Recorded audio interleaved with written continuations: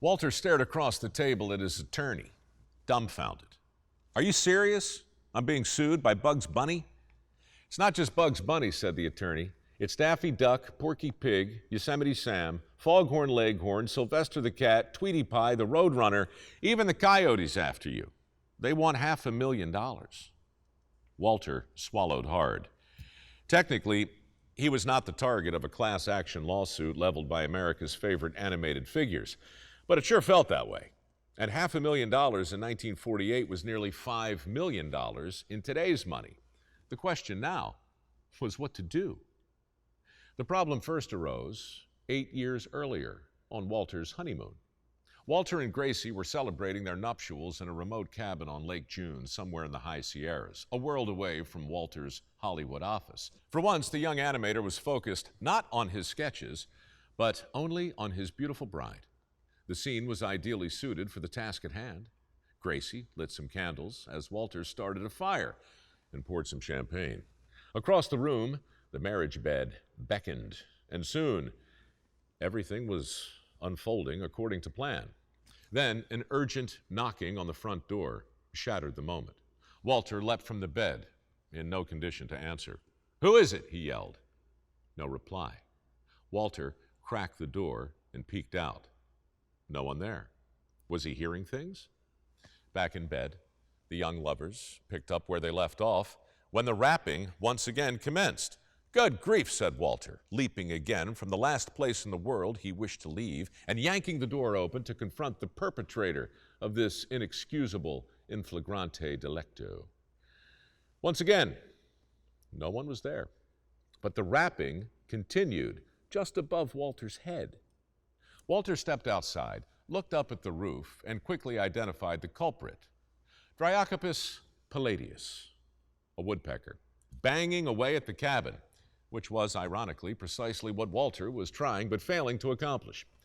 Frustrated, Walter decided to blow the woodpecker to kingdom come, a perfectly understandable decision and one that he could have easily accomplished with the shotgun in his station wagon. But Gracie blocked his way and gazed up at their uninvited guest. "Forget the shotgun, Walter. Nobody's getting blown to kingdom come today. Go get your pen. I think this bird is trying to tell you something."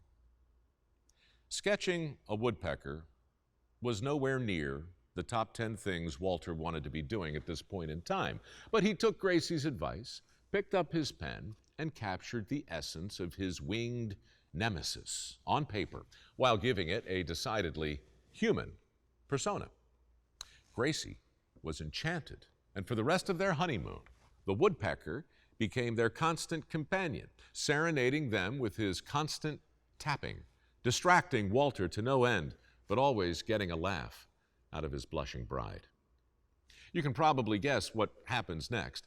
Walter returned to his studio a week later and brought Woody the Woodpecker to life, an avian smart aleck with the most obnoxious laugh in the history of animation. You see, Walter wanted his animated woodpecker to sound just as annoying as he was in real life on the day they met. So he hired a guy named Melvin, who just happened to have the most annoying laugh Walter had ever heard. I can't begin to imitate it, but if I tried, it would sound something like this.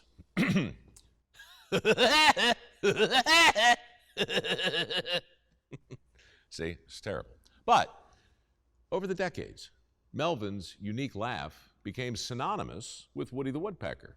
But Woody's speaking voice was another matter.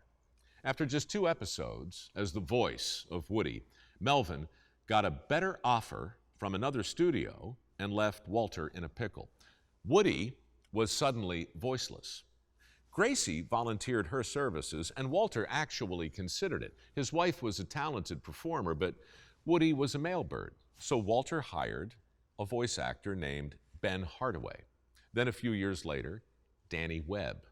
Then Kent Rogers. After that, Walter Babbitt. In spite of his ever-changing voice, Woody became increasingly popular. But things didn't really explode until 1948, when Walter released the Woody Woodpecker Song, a catchy little earworm that featured Woody's unbearably obnoxious laugh throughout.